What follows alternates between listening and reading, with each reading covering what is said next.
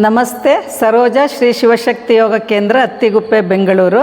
ಸಮಕೋನಾಸನ with ಸಪೋರ್ಟಲ್ಲಿ, without ಸಪೋರ್ಟಲ್ಲಿ ಹೇಗೆ ಮಾಡೋದು ಅಂಥೇಳಿ ಎಲ್ರಿಗೂ ಇದ್ರದ್ದು ಆಸೆ ಇರುತ್ತೆ ಮಾಡಬೇಕು ಅಂತೇಳಿ.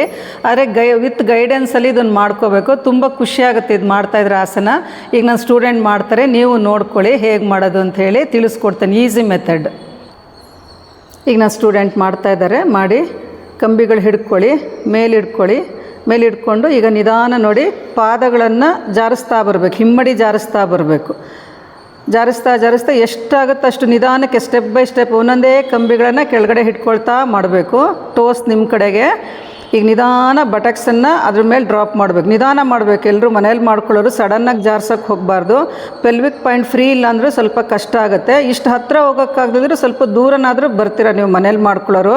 ಆದರೆ ಸಡನ್ನಾಗಿ ಕೆಳಗಡೆ ಕೂತ್ಕೊಳ್ಳೋಕೆ ಹೋಗಬೇಡಿ. ತೈಸೆಲ್ಲ ಓವರ್ ಸ್ಟ್ರೆಚ್ ಆಗಿ ಟೇರ್ ಆದರೆ ಆಮೇಲೆ ಬೆಡ್ ರೆಸ್ಟಲ್ಲಿ ಇರಬೇಕಾಗತ್ತೆ. ಡಾಕ್ಟ್ರು ಬೆಡ್ ರೆಸ್ಟ್ ಹೇಳ್ತಾರೆ ಆಮೇಲೆ 3 ತಿಂಗಳು 4 ತಿಂಗಳು ಅಂತ.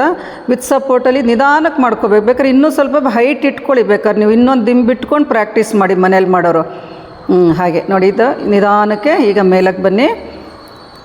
ಈಗ ವಿತ್ ಸಪೋರ್ಟಲ್ಲಿ ಇದು ಮಾಡಿರೋದು ನೋಡಿದ್ದೀರಾ. ಈಗ ವಿತೌಟ್ ಸಪೋರ್ಟಲ್ಲಿ ಹೇಗೆ ಮಾಡೋದು ಅಂತ ನೋಡೋಣ. ಈಗ ದಿಂಬು ತೆಗೆದುಬಿಡಿ,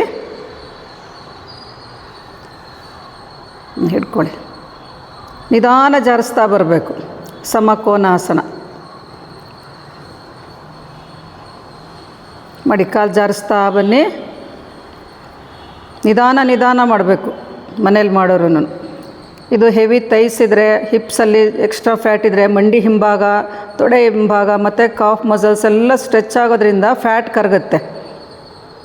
ಮತ್ತು ಬೆನ್ನು ರಿಬ್ಸ್ ಎಲ್ಲ ಚೆನ್ನಾಗಿ ಸ್ಟ್ರೆಚ್ ಆಗೋದ್ರಿಂದ ಎಕ್ಸ್ಟ್ರಾ ಫ್ಯಾಟು ಕರಗುತ್ತೆ. ನೋಡಿ, ಅಪ್ಪರ್ ಆರಮಲ್ಲಿರೋದು, ರಿಬ್ಸಲ್ಲಿರೋದು, ಬೆನ್ನಿನ ಭಾಗದಲ್ಲಿರೋದೆಲ್ಲ, ಮತ್ತು ಬೆನ್ನೋವು ಕಡಿಮೆ ಆಗುತ್ತೆ ಇದು ಮಾಡೋದ್ರಿಂದ. ವಿತ್ ಗೈಡೆನ್ಸಲ್ಲೇ ಮಾಡಬೇಕು ಎಲ್ರೂ. ಈಗ ನೋಡಿ ಸ್ವಲ್ಪ ಗ್ಯಾಪ್ ಇದೆ. ಇನ್ನೂ ಅಭ್ಯಾಸ ಮಾಡ್ತಾ ಇವರು ಪೂರ್ತಿ ಗೋಡೆಗೆ ಹತ್ತಿರಕ್ಕೆ ಹೋಗೋಷ್ಟು ಮಾಡ್ಕೋಬೋದು. ಅಂದರೆ ಅಭ್ಯಾಸ ಮಾಡ್ತಾ ಇರಬೇಕು. ನಿರಂತರ ಅಭ್ಯಾಸ ಇದ್ದರೆ ಹೆಲ್ಪ್ ಆಗುತ್ತೆ. ದಪ್ಪ ಇರೋರು ಮಾಡೋಕ್ಕಾಗಲ್ಲ ಅಂತ ತಿಳ್ಕೊಬೇಡಿ. ಮನಸ್ಸು ಮಾಡಿದ್ರೆ ಎಲ್ಲರೂ ಮಾಡ್ಬೋದು. ಆದರೆ ನಿಮ್ಮ ಶರೀರದ ತಕ್ಕನಾಗಿ ಮಾಡ್ಕೋಬೇಕು. ಎಲ್ರಿಗೂ ಶರೀರ ಈ ಥರ ಬೆಂಡ್ ಆಗೋದು, ಸ್ಟ್ರೆಚಿಂಗ್ ಸಿಗೋದಿರೋದಿಲ್ಲ. ತುಂಬ ಮಸಲ್ಸ್ ಎಲ್ಲ ಹಾರ್ಡಿದ್ರೆ ಮಾಡೋಕ್ಕಾಗೋದಿಲ್ಲ.